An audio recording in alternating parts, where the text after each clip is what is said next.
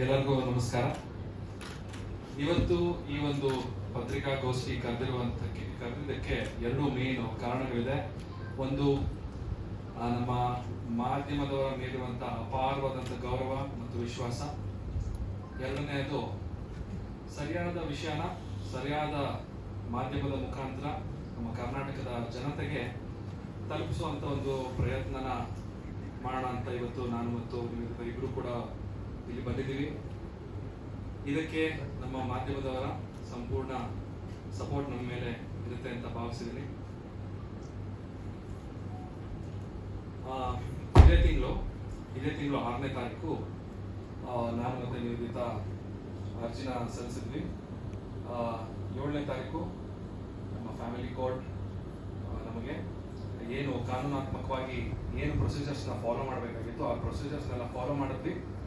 ಅದಾದ ನಂತರ ನಮ್ಮಿಬ್ರಿಗೂ ವಿಚ್ಛೇದನವನ್ನು ನ್ಯಾಯಾಲಯ ಕೊಟ್ಟಿದೆ.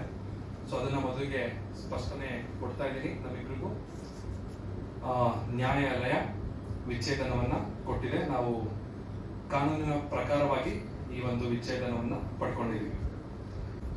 ಈ ಒಂದು ಪ್ರಶ್ನೆ ತುಂಬಾ ಕಾಡ್ತಾ ಇದೆ. ಯಾಕೆ ತುಂಬಾ ಚೆನ್ನಾಗಿದ್ರಲ್ಲ, ಯಾಕೆ ದೂರ ಆದ್ರಿ ಅನ್ನೋ ಒಂದು ಪ್ರಶ್ನೆ ಎಲ್ಲರೂ ಕೇಳ್ತಾ ಇದ್ದಾರೆ. ಆ ಒಂದು ಕ್ವಶನ್ಗೂ ಕೂಡ ಆನ್ಸರ್ ಮಾಡುವಂತಹ ಸಮಯ ಬಂದಿದೆ. ಆಲ್ರೆಡಿ ನಾವು ನಮ್ಮ ಸೋಷಿಯಲ್ ಮೀಡಿಯಾ ಇನ್ಸ್ಟಾಗ್ರಾಮ್ನಲ್ಲಿ ಒಂದು ಟೈಪ್ ಮಾಡಿ ಇಬ್ರು ಪೋಸ್ಟ್ಗಳನ್ನ ಹಾಕಿದ್ವಿ. ಅಲ್ಲೇ ನಾವು ಕ್ಲಾರಿಫಿಕೇಶನ್ ಕೊಟ್ಟಿದ್ದೀವಿ ಯಾಕೆ ನಾವು ವಿಚ್ಛೇದನ ಪಡೆದ್ವಿ ಅಂತ. ಸೊ ಇವಾಗ ಬಹಿರಂಗವಾಗಿ ನಾವಿಬ್ರು ಖುದ್ದಾಗಿ ಬಂದಿದ್ದೀವಿ. ಯಾಕಂತ ಹೇಳಿದ್ರೆ ಸಾಕಷ್ಟು ವದಂತಿಗಳು, ಬೇಡದೇ ಇರುವಂತ ಸುದ್ದಿಗಳು ಎಲ್ಲರೂ ಸೃಷ್ಟಿ ಮಾಡಿ ಕೆಲವರು ಸೃಷ್ಟಿ ಮಾಡಿ ಅದನ್ನ ಹರಿಬಿಡ್ತಾ ಇದ್ದಾರೆ. ಅದು ಜನಗಳಿಗೆ ನಿಜ ಏನೋ ಅನ್ಸೋ ಒಂದು ಮುನ್ನ ಅದಕ್ಕೆ ನಾವು ಒಂದು ಕ್ಲಾರಿಟಿ ಕೊಟ್ಬಿಡೋಣ ಅಂತ ಇವತ್ತು ಈ ಒಂದು ಪತ್ರಿಕಾಗೋಷ್ಠಿಯನ್ನ ಕರೀಲಿಕ್ಕೆ ಒಂದು ಮುಖ್ಯ ಕಾರಣ ಕೂಡ. ಅಂಡ್ ಏನಕ್ಕೆ ನಾವಿಬ್ರು ವಿಚ್ಛೇದನ ಪಡೆದ್ವಿ ಅನ್ನೋದಾದ್ರೆ, ಕೆಲವು ವರ್ಷಗಳಿಂದ ನಾನು ಬೆಳೆದಂತಹ, ಅಂದ್ರೆ ನನ್ನ ಆಲೋಚನೆಗಳು, ನನ್ನ ಜೀವನ ಶೈಲಿ ಒಂದು ಆಯಾಮದಲ್ಲಿ ಹೋದ್ರೆ, ನಿವೇದಿತಾ ಅವರ ಒಂದು ಯೋಚನೆ, ಆಲೋಚನೆ, ಒಂದು ಜೀವನ ಶೈಲಿ ಅವ್ರದೇ ಒಂದು ಆಯಾಮದಲ್ಲಿ ಬೆಳೀತಾ ಹೋಯ್ತು. ಸೊ ಇದ್ರ ಮಧ್ಯದಲ್ಲಿ ಜೀವನ ಅಂದ್ರೆ ಏನು ಅಂತ ನಾನು ಅರ್ಥ ಮಾಡ್ಕೊಂಡಿದ್ದು ಮತ್ತೆ ನಿವೇದಿತಾ ಅವರು ಅರ್ಥ ಮಾಡ್ಕೊಂಡಿರೋದು ಎರಡು ವ್ಯಾಖ್ಯಾನಗಳು ತುಂಬಾ ಡಿಫ್ರೆಂಟ್ ಆಗಿತ್ತು. ಅದು ಒಂದಕ್ಕೊಂದು ಹೊಂದಾಣಿಕೆ ಆಗಲೇ ಇಲ್ಲ.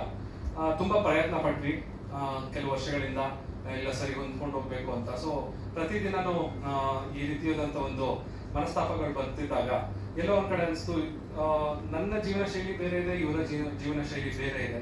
ಒಬ್ರಿಗೊಬ್ರು ನಾವು ರೆಸ್ಪೆಕ್ಟ್ ಮಾಡ್ಲೇಬೇಕು. ಬಿಕಾಸ್ ನಾವೆಲ್ಲ ಇಂಡಿವಿಜುವಲ್ಸ್. ಈ ಭೂಮಿ ಮೇಲೆ ನಾವು ಜನ್ಮ ಪಡ್ತೀವಿ ಅಂದ್ಮೇಲೆ ಅವ್ರಿಗೆ ಎಷ್ಟು ಹಕ್ಕಿರುತ್ತೆ, ನಮಗೂ ಕೂಡ ಅಷ್ಟೇ ಹಕ್ಕಿರುತ್ತೆ. ಸೊ ಹಾಗಾಗಿ ಯಾರು ಫೋರ್ಸ್ಫುಲ್ ಆಗಿ ಒಬ್ರ ಜೊತೆ ಇರೋದು ಸರಿಯಲ್ಲ. ಅಂದ್ರೆ ಮಾನಸಿಕವಾಗಿ ಒಂದು ನೋವನ್ನ ಅನುಭವಿಸ್ಕೊಂಡು ಒಟ್ಟಿಗೆ ಇರೋದು ಸರಿ ಬರ್ಲಿಲ್ಲ. ಅದಕ್ಕೆ ನಾವಿಬ್ರು ಒಮ್ಮತದಿಂದ, ಮತ್ತೊಮ್ಮೆ ಹೇಳ್ತೀನಿ, ನಾವಿಬ್ರು ಮ್ಯೂಚುವಲ್ ಕನ್ಸೆಂಟ್ ಇಂದ ಒಟ್ಟಿಗೆ ನಿರ್ಧಾರ ಮಾಡಿ ನಾವಿಬ್ರು ಖುಷಿಯಾಗಿರ್ಬೇಕು ಅಂತ ಹೇಳಿದ್ರೆ, ನಾವಿಬ್ರು ಸಪರೇಟ್ ಆಗಿದ್ರೆ ತುಂಬಾ ಖುಷಿಯಾಗಿರ್ತೀವಿ. ಸೊ ಹಾಗಾಗಿ ನಮ್ಮಿಬ್ರು ಮಧ್ಯದಲ್ಲಿ ಯಾವುದೇ ರೀತಿಯ ದ್ವೇಷ, ವೈಮನಸ್ಸು ಯಾವುದೂ ಇಲ್ಲ. Thank you so much. ಎಲ್ಲ ಮೀಡಿಯಾ ಪೀಪಲ್ ಎಲ್ಲ ತುಂಬಾನೇ ಎಷ್ಟೊಂದು ಜನ ಸಪೋರ್ಟ್ ಮಾಡಿದ್ದೀರಾ.